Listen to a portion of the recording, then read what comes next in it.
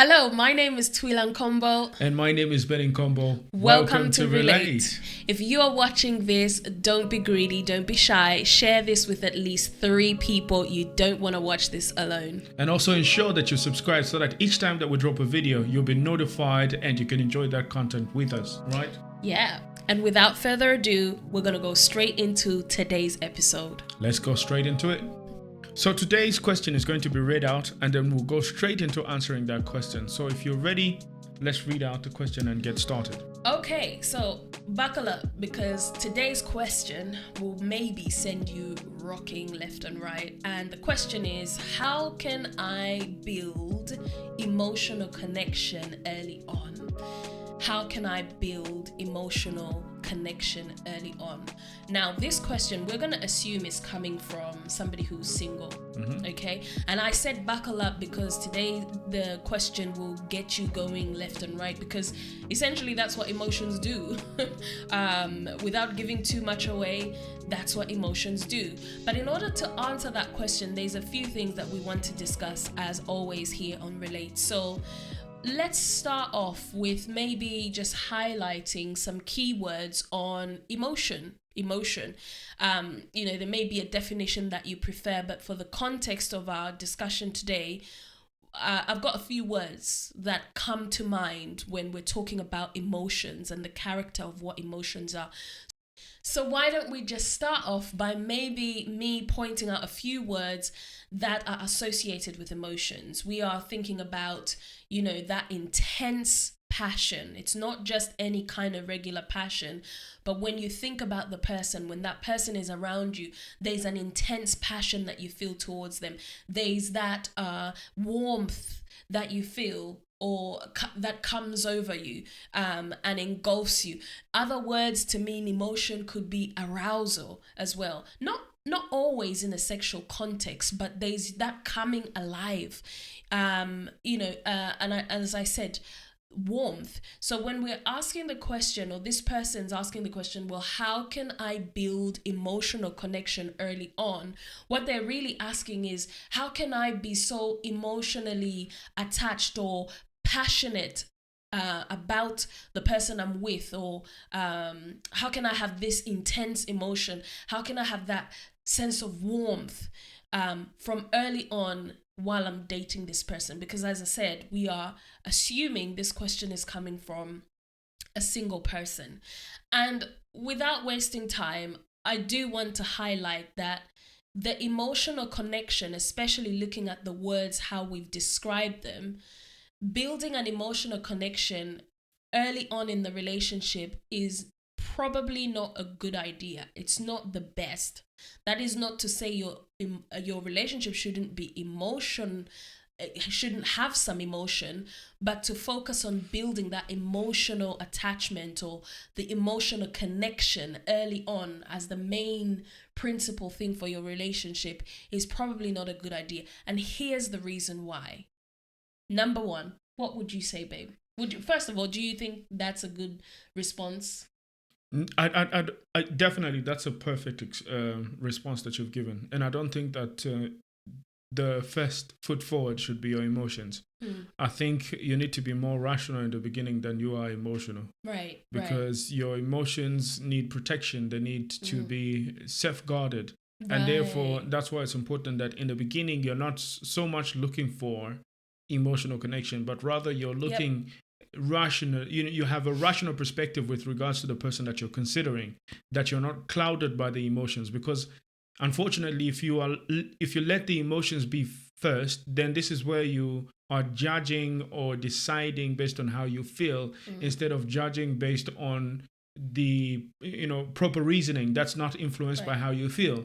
You're looking at this person as they are, not as you feel, because those could be two different things.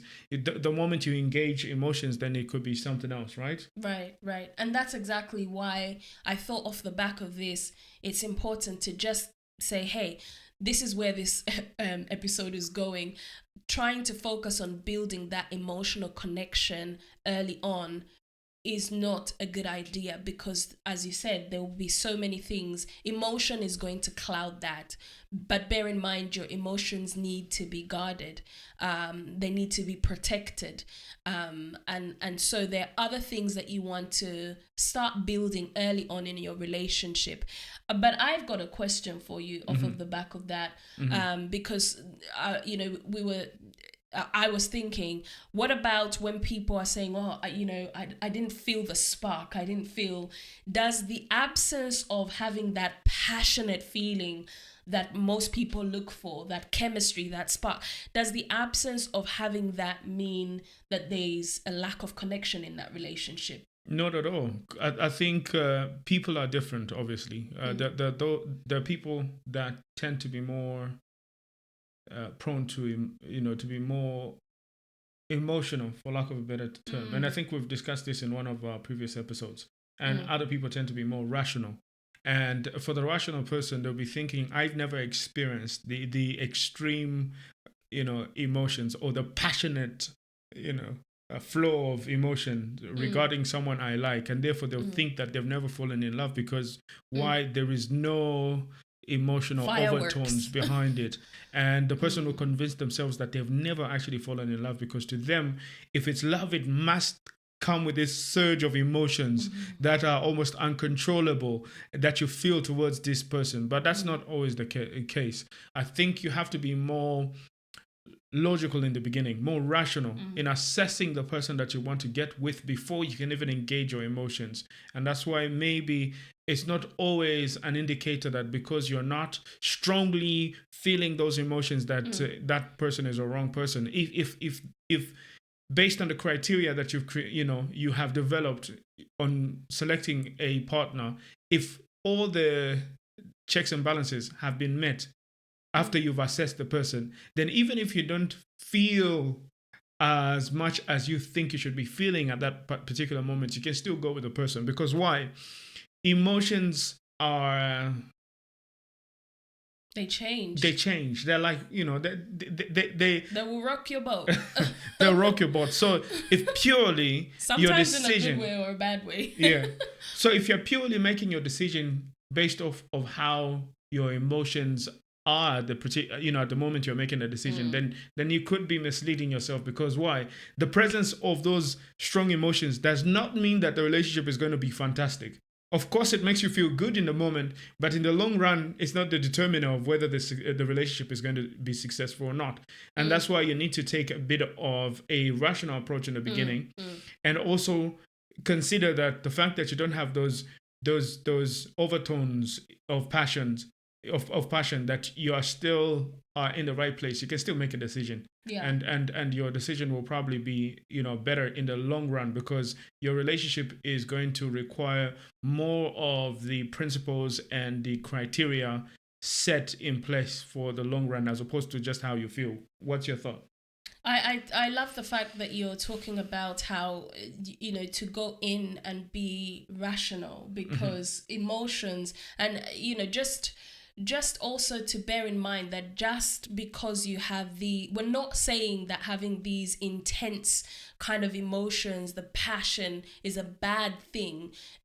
What we're saying is that shouldn't be used as my husband said, an indicator that this is the one, this is the relationship. The emotion, the intense and passionate kind of warmth and all of these kind of words to describe how you feel about that person or the relationship, yes, it may be a good indicator that this is going to be a great relationship. But just because they're there doesn't mean that it negates what makes a good relationship. And therefore, to rely on building emotional connection right at the start, making that your goal, is really not the best approach. Entering with some type of, making rational, using your mind, being able to it helps not cloud your judgment. And one of the ways I suppose you could do that is going back to one of our old episodes. When you know who you are, you begin to ask yourself questions. Well, what are the things that move your emotions? maybe that's a better place to start. What are the things that trigger certain emotions in you? Don't forget about the other person or the person who you're seeing, dating. For you, what are those things that move your emotions? Because we often we often respond to emotions positively or negatively. Somebody steps on your foot accidentally. Obviously, they're apologetic. You forgive. Somebody's stepping on your foot in a matter of figure of speech. They're trying to take advantage of you and all this kind of stuff in the workplace. You might not take too good at that. That's an emotion that God has given you to help you know when somebody's abusing your goodness, your authority, your power, whatever. And then you often would respond from that place. Now, if you're a healthy person, responding from that place of your emotions doesn't necessarily mean lashing out. It may mean taking that brother to the corner, that sister to the corner, having a word. So, but when it comes to relationships, and for this person, I want to say to you, what is it that moves your emotion? I've heard women say, oh, I want a hardworking man. And I've also heard people say, oh, I married my husband or I married my wife and I didn't even notice her until when, I started seeing that she's very kind, or he's very kind. So kindness can provoke a certain emotion in you.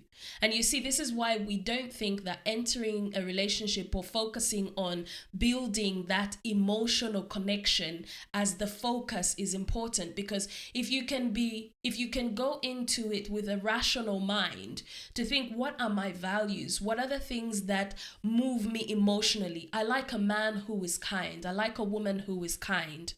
Well, when that person comes along, or if you happen to be in a relationship with such a person and they are naturally kind, they will naturally provoke that emotion in you where you naturally will develop a connection to them. Why? Because you know what moves you emotionally, and they're not just doing it for display because you're watching. That is who they are. And the problem is that when they know that, okay, this moves her emotionally, I'll get her red roses while we're dating, and he buys you red roses, and your emotions, all these butterflies, the intense feelings come, and then you start dating, you get married. If it wasn't his predisposition to be kind in the expression of buying you roses, one day he's gonna stop. And then you lose that emotional connection. The butterflies stop because they're not serving you how they did previously. And so, being able to know yourself and what does a kind man look like? What does a kind woman look like? If that's what that's what you're going for. So I think it's important to, when you're talking about building emotional connection early, the answer to that is it will take time. And it will depend also on you knowing what moves you emotionally, as opposed to putting the responsibility on the other person to almost perform.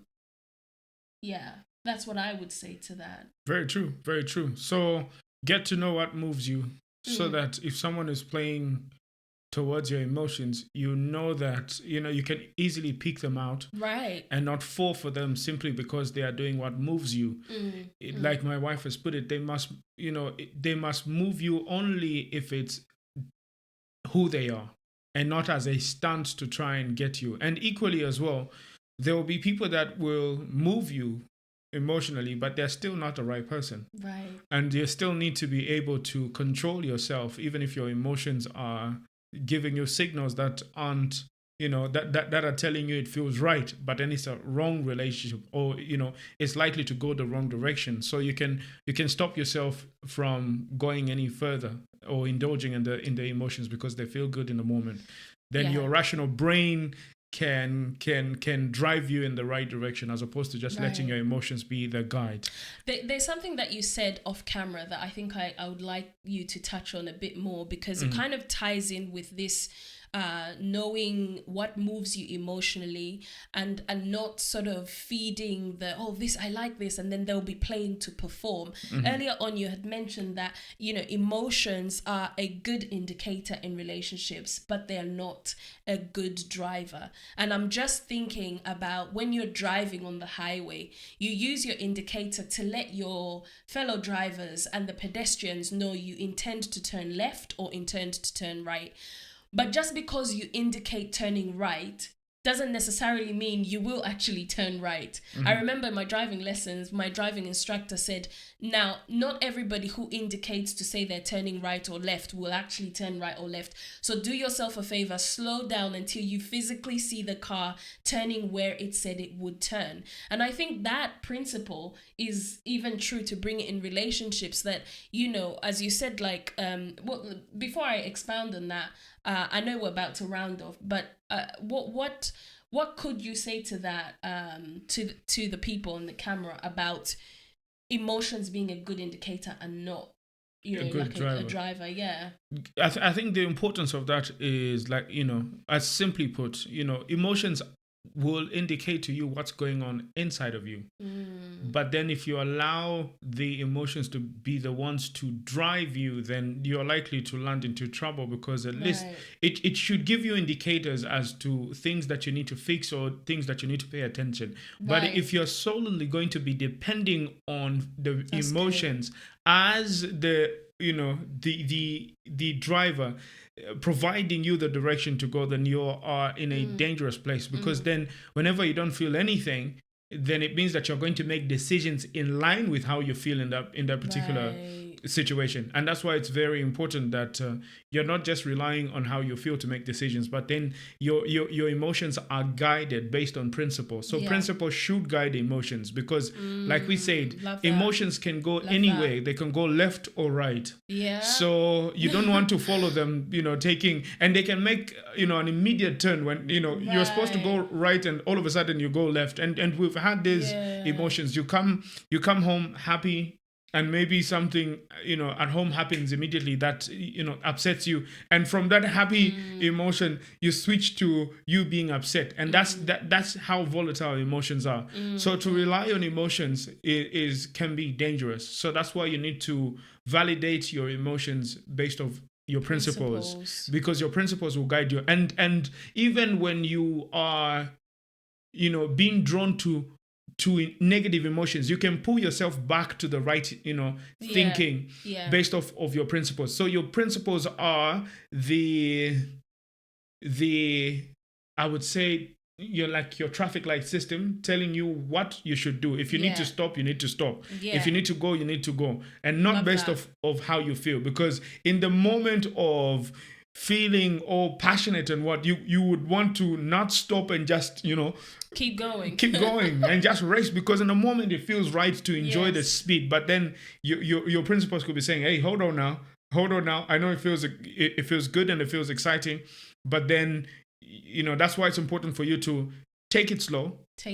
Let your emotions be guided by principle. And when your principles tell you, hey, feel excited, allow yourself to feel the emotions. Because why? There's been a prior assessment that it's okay for you to now let go of your emotions. And that's why even, in case of you meeting someone new, first of all, you assess them based on principle. When you've assessed them on principle and it's clear that you can get with that person, then now you're okay to let loose, let your emotions be involved as much as possible. Because why? Some rational thought has been applied first before your emotions can be engaged, and you can freely let loose of your emotions without them being threatened, because you don't want to be expressing these passionate emotions that have got a tendency to control you with someone who is not a suitable person. Because then those same emotions that you're feeling, as strong as they they drive you in the positive emotion, they will be as strong as they are when they're driving you in the negative, when something that is not right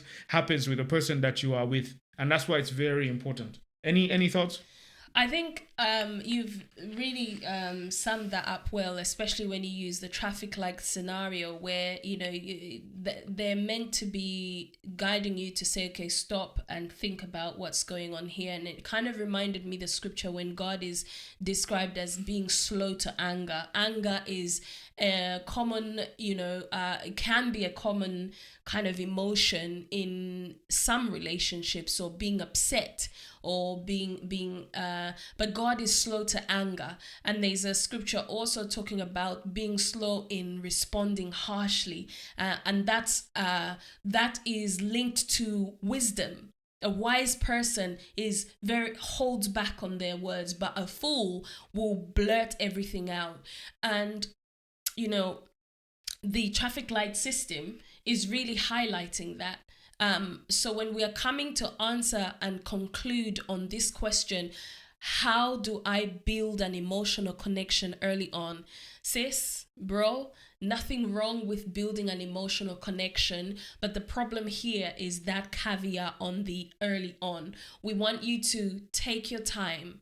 Be slow with it. Go in with rational. Be rational. Get to know the person. Because as my husband earlier mentioned, one of the things that I'm going to maybe say as a takeaway for me, and to share with anybody listening to this who is asking the same question, is that your emotions need to be safeguarded. They need to be protected. We don't want people crying about being heartbroken because they gave themselves to somebody too quickly without knowing that person, and they just ran rampant with the intense passion, the warmth, the tingly feeling that they had in their heart for this person. We want you to go in and think about your own principles. Do they align with that person's principles? What makes you move emotionally? Even with God, certain things don't move him. He only moves when faith is on display. He is slow to anger. These are characteristics that you need to know and have certain answers for yourself. And as that happens, as you progress, the emotional connection will come, because surely there will be somebody who understands that setup, your default setup. And so I would conclude by saying nothing wrong with being emotionally connected with the person that you're with. In fact, you should be, but don't focus on it early on. Let it come naturally. Let it grow progressively. I think you have said it all. Emotions are like a child, because they are boundless. They can go to extremes. And the reason why rationale is there, or your rational self is there, is to provide the controls for your emotions, when to do what, when to engage what. So your rational self will provide the boundaries. Your emotions will provide the excitement that you need, the passion that you need, spontaneity, that everything that you need. So with that said, we'll leave it there, and we hope that you enjoyed. See you in the next one.